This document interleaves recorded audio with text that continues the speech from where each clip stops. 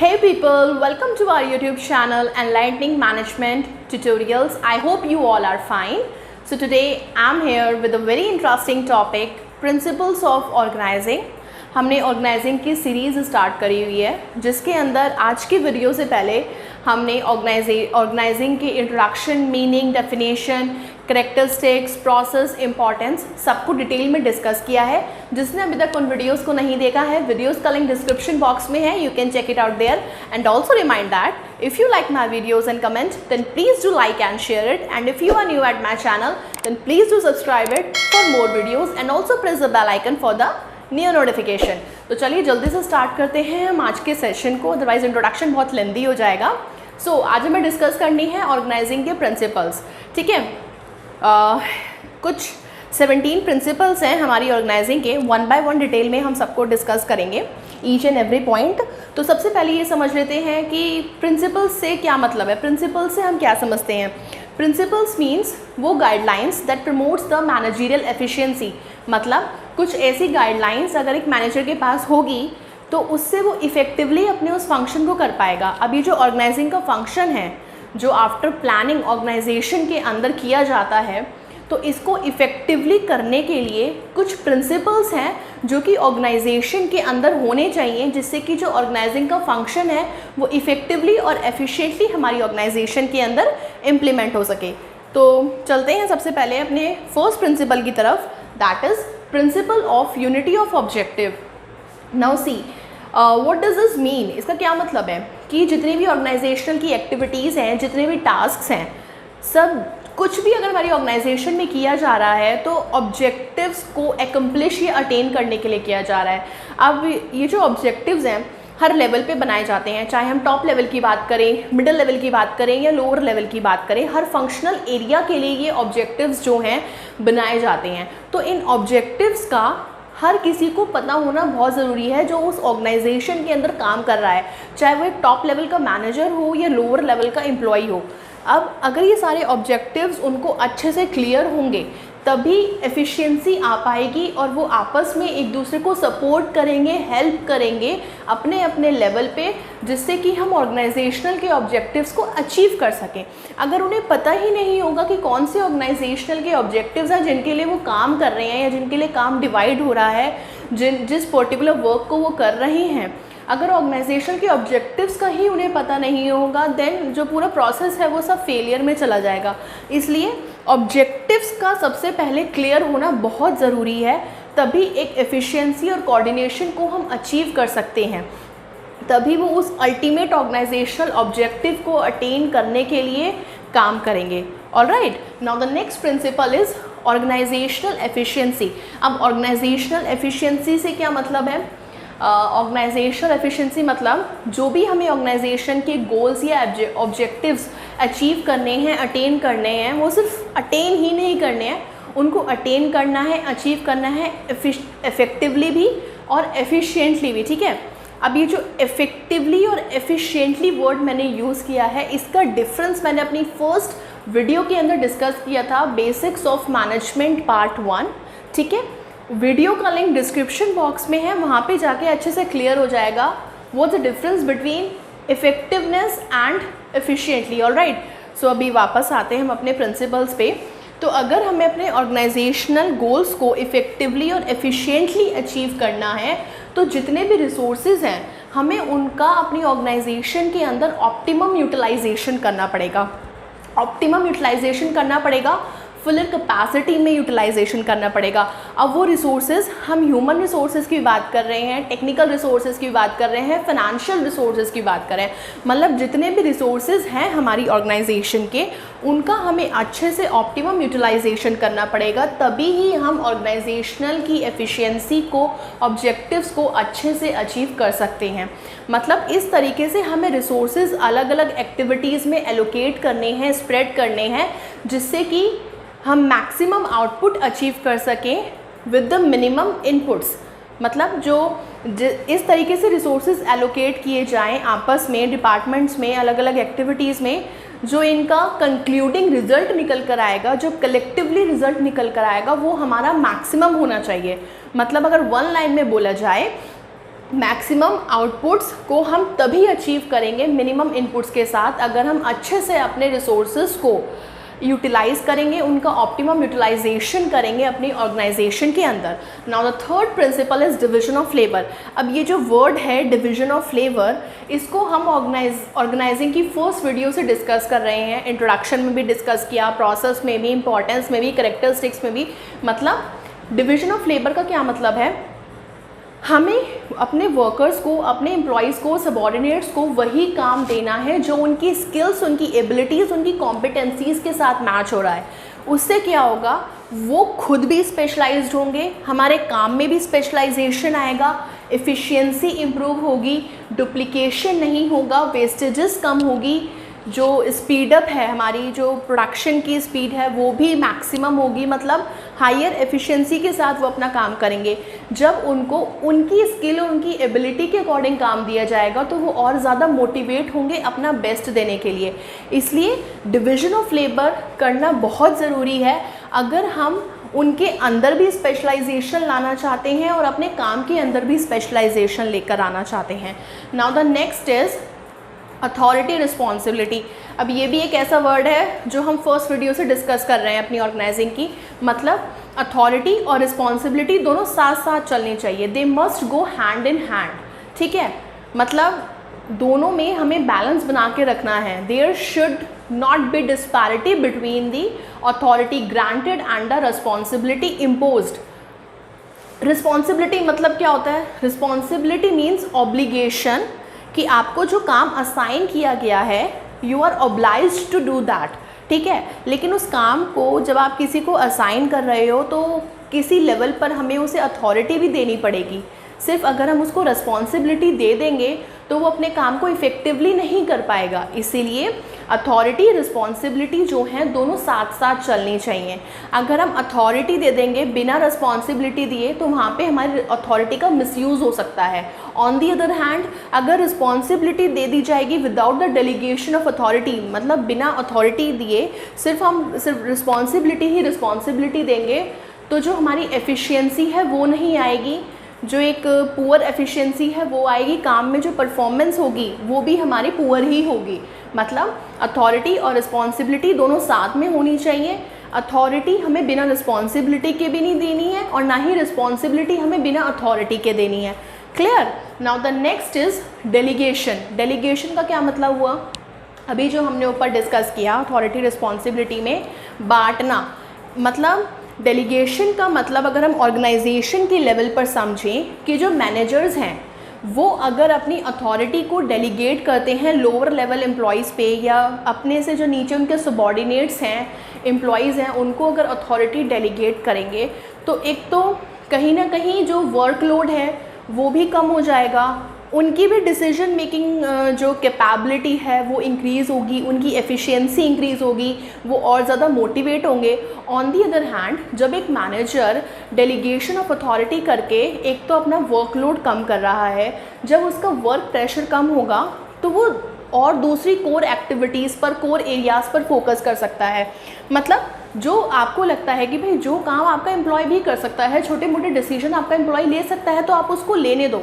आप जो और एसेंशियल कैटेगरीज़ हैं, एसेंशियल एरियाज़ हैं, कोर कैटेगरीज़ हैं, वहाँ पर वर्क करो कि कैसे हम क्वालिटी को और इम्प्रूव कर सकते हैं, कौन कौन सी नई टेक्निक्स अपनी ऑर्गेनाइजेशन के अंदर ला सकते हैं, कौन कौन से न्यू मेथड्स हैं, किन किन से हम अपने एम्प्लॉयज़ की, सबॉर्डिनेट्स की ट्रेनिंग और डेवलपमेंट को और इन्हांस कर सकते हैं। तो डेलीगेशन करने से बहुत फ़ायदे हैं, एम्प्लॉयज़ को भी फ़ायदा हो रहा है, उनकी जो डिसीजन मेकिंग कैपेबिलिटी है वो इंक्रीज़ हो रही है, वो मोटिवेट हो रहे हैं, अच्छी एफिशिएंसी ला कर देंगे अपने वर्क में। ऑन दी अदर हैंड आपका जो वर्कलोड है वो कम हो रहा है, आप कोर एरियाज़ पे फोकस करोगे तो कहीं ना कहीं ये सारी चीज़ें आपकी ग्रोथ एस्पेक्ट के लिए, फ्यूचर एस्पेक्ट के लिए एसेंशियल प्रूव होंगी।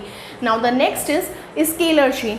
स्केलर चेन का मतलब है, स्केलर चेन मतलब अ लाइन ऑफ अथॉरिटी जो कि फ्लो करती है टॉप टू बॉटम या बॉटम टू टॉप। अगर हम अथॉरिटी की बात करें तो अथॉरिटी फ्लो करती है टॉप टू बॉटम, और अगर हम रिस्पॉन्सिबिलिटी की बात करें तो रिस्पॉन्सिबिलिटी हमारी फ्लो करती है बॉटम टू द टॉप। तो अब एक स्केलर चेन होनी चाहिए हमारी ऑर्गेनाइजेशन के अंदर। इससे क्या होगा, इससे कम्युनिकेशन बनेगा, आपस में जो एम्प्लॉयज़ हैं उनमें एट अलग अलग लेवल्स पे, मतलब it facilitates the communication amongst the various employees at different levels and also facilitates the decision making process, और जो हमारा डिसीजन मेकिंग प्रोसेस है वो भी अच्छे से इम्प्रूव होगा। तो एक स्केलर चेन का हमारी ऑर्गेनाइजेशन के अंदर बहुत ज़रूरी है, तभी चीज़ें जो हैं अच्छे से ऑर्गेनाइज हो पाएंगी। पता है, सबको पता चल जाएगा कि कौन किसका सुपीरियर है, किसका बॉस है, कौन किसका सबॉर्डिनेट है, and who is responsible to whom and for what. मतलब कहीं ना कहीं जो अथॉरिटी रिस्पॉन्सिबिलिटी रिलेशनशिप्स हैं वो क्लियर हो जाएंगे। Now the next is span of control. Span of control का क्या मतलब है? स्पैन ऑफ कंट्रोल का मतलब होता है कि एक मैनेजर एक पर्टिकुलर टाइम पे कितने नंबर ऑफ एम्प्लॉयज़ को, कितने नंबर ऑफ सबॉर्डिनेट्स को सुपरवाइज कर सकता है। ठीक है, इसमें दो तरीके के स्पैन ऑफ कंट्रोल्स हमारी ऑर्गेनाइजेशन के अंदर देखे जाते हैं। एक होता है नैरो स्पैन ऑफ कंट्रोल और एक हो गया हमारा wider span of control. Narrow span of control का मतलब है कि एक मैनेजर, एक supervisor limited number of employees को एक टाइम पे सुपरवाइज कर पाएगा, मैनेज कर पाएगा। और वाइडर स्पैन ऑफ कंट्रोल का मतलब हो गया कि एक मैनेजर या एक सुपरवाइज़र एक टाइम पे नंबर ऑफ एम्प्लॉयज़ को मैनेज कर सकता है। तो नैरो, जितना नैरो हमारा स्पैन ऑफ कंट्रोल होगा उतना ही हमारा जो ऑर्गेनाइजेशन का स्ट्रक्चर है वो टॉल होगा, क्योंकि नैरो स्पैन ऑफ कंट्रोल में क्या होता है, एक manager limited number of employees को सुपरवाइज कर रहा है, तो वहाँ पे हमारे जो लेवल्स है हिरार्की के वो बढ़ते चले जाते हैं और जो हमारा ऑर्गेनाइजेशन का स्ट्रक्चर है वो टॉल होता चला जाता है। दूसरी तरफ जो वाइडर स्पैन ऑफ कंट्रोल है उसमें जो एक मैनेजर है, एक सुपरवाइज़र है, वो नंबर ऑफ एम्प्लॉयज़ को एक टाइम पे मैनेजर सुपरवाइज करता है, तो वहाँ पे जो हमारे लेवल्स ऑफ हिरार्की हैं, जो हमारी लेवल्स है पोजीशंस की, वो कम होती चली जाती हैं और जो हमारा ऑर्गेनाइजेशन का स्ट्रक्चर है वो वाइड होता चला जाता है। अब किस तरीके का स्पैन ऑफ कंट्रोल हमारी ऑर्गेनाइजेशन के अंदर होना चाहिए, ये डिपेंड करता है कि भाई आपकी ऑर्गेनाइजेशन किस तरीके की है, किस तरीके का जो वर्क है आपकी ऑर्गेनाइजेशन में होता है, मैनेजर का कॉम्पिटेंस लेवल कितना है, आपके जो एम्प्लॉयज़ हैं वो खुद अपने आप में कितने इंडिपेंडेंट हैं, कितने उन्हें सुपरविजन की ज़रूरत है, उसी के अकॉर्डिंग फिर स्पैन ऑफ कंट्रोल ऑर्गेनाइजेशन के अंदर लाया जाता है, लेकिन ये लाना बहुत ज़रूरी है। Now the next is unity of command. Unity of command का क्या मतलब हुआ? यूनिटी ऑफ कमांड का मतलब है, हमने अपने 14 प्रिंसिपल्स ऑफ मैनेजमेंट में भी डिस्कस किया था, जो हेनरी फ्यूल के 14 प्रिंसिपल्स ऑफ मैनेजमेंट है ना कहीं ये सब वही है, scalar chain, span of control, unity of command. तो वीडियो का लिंक डिस्क्रिप्शन बॉक्स में है, जिसने नहीं देखा है वहाँ पे जाके आप उसको देख सकते हैं। तो यूनिटी ऑफ कमांड में क्या है कि एक सबॉर्डिनेट को या एक एम्प्लॉय को जितने भी कमांड्स या इंस्ट्रक्शंस या ऑर्डर्स मिलने चाहिए वो एक सुपीरियर या एक ही बॉस से मिलने चाहिए, मतलब एक सबॉर्डिनेट के ऊपर सिर्फ एक सुपीरियर होना चाहिए। ठीक है, इससे क्या होगा, एक हमारी ऑर्गेनाइजेशन के अंदर डिसिप्लिन मेंटेन होगा, ऑर्डर मेंटेन होगा। अगर एक एम्प्लॉय को, एक सबॉर्डिनेट को मल्टीपल या नंबर ऑफ सुपरवाइज़र से, नंबर ऑफ मैनेजर से ऑर्डर मिलेंगे, कोई उसको कहेगा कि तुम ये करो, कोई कहेगा तुम ये करो, तो कन्फ्यूजन्स क्रिएट होंगी, एक डिसिप्लिन जो है वो भी हैम्पर होगा, ऑर्गेनाइजेशन के अंदर इनडिसिप्लिन आएगा। तो यूनिटी ऑफ कमांड का होना ज़रूरी है, तभी हम चीज़ों को अच्छे से ऑर्गेनाइज कर पाएंगे। Now the next is balance. Balance का मतलब है कि जितने भी प्रिंसिपल्स हैं ना हमारी ऑर्गेनाइजिंग के, उनमें हमें प्रॉपर बैलेंस बना के चलना है। जैसे हमने अथॉरिटी रिस्पॉन्सिबिलिटी की बात करी, अब अगर हम डेलीगेशन की भी बात करें, अब ऐसा तो होगा नहीं कि सारी ही अथॉरिटी हम डेलीगेट कर देंगे अपने लोअर एम्प्लॉय को, तो ये तो पॉसिबल नहीं हो पाएगा। सेंट्रलाइजेशन कितना रखना है, डिसेंट्रलाइजेशन कितना रखना है, सेंट्रलाइजेशन और डिसेंट्रलाइजेशन ये एक टॉपिक अलग से, इसके ऊपर मैं वीडियो बनाऊंगी। ठीक है, अभी बस इतना समझो कि सेंट्रलाइजेशन और डिसेंट्रलाइजेशन मतलब कि कितनी अथॉरिटी हमें अपने लोअर लेवल एम्प्लॉयज़ को आगे डेलीगेट करनी है, किस लेवल तक की अथॉरिटी हमें उनको देनी है और कितनी अथॉरिटी हमें अपने पास रखनी है। ठीक है, तो मतलब इन सारे प्रिंसिपल्स में एक बैलेंस बनाकर चलना है, तभी हम इफ़ेक्टिवली ऑर्गेनाइज कर पाएंगे अपनी ऑर्गेनाइजेशन के रिसोर्सेज को। Next is flexibility. फ्लेक्सिबिलिटी में क्या होगा?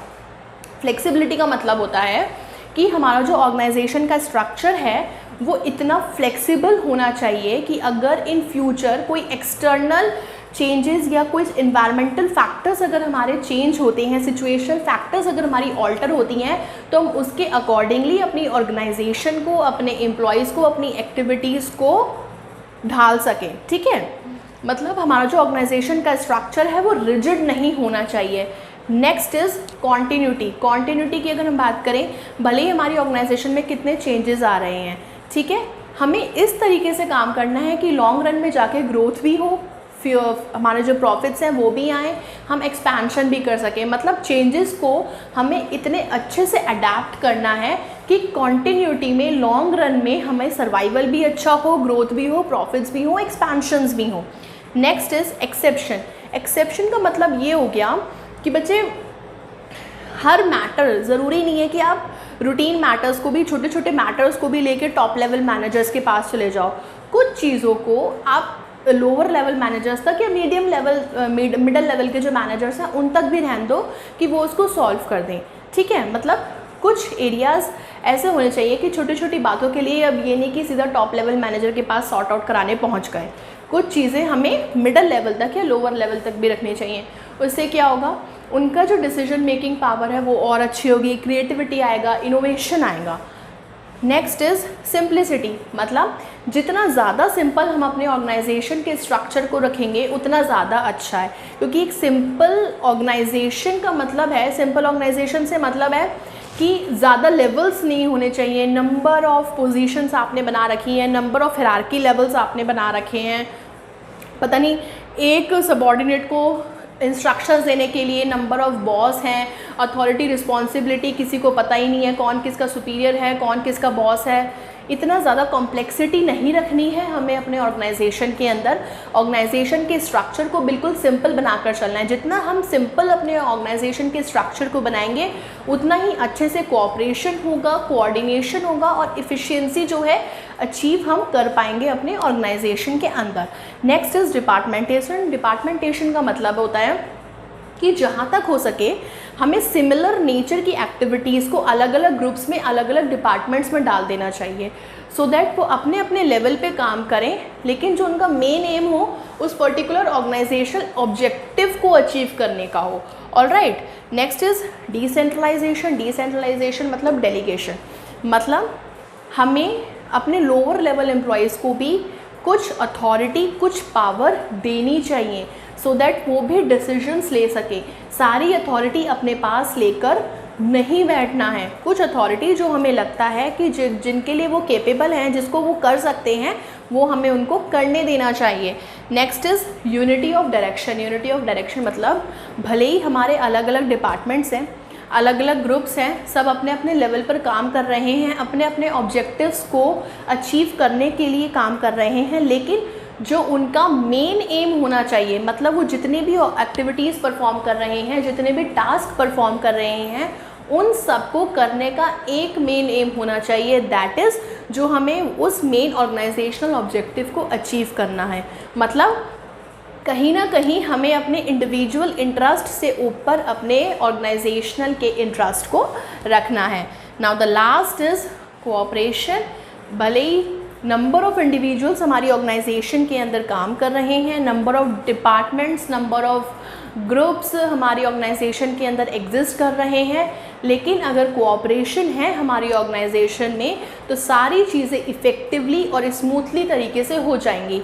तो मतलब हमें हमारी ऑर्गेनाइजेशन के अंदर कोऑपरेशन बनाकर चलना है, कोऑर्डिनेशन बनाकर चलना है, सो दैट सारी चीज़ें अच्छे से ऑर्गेनाइज हो सकें।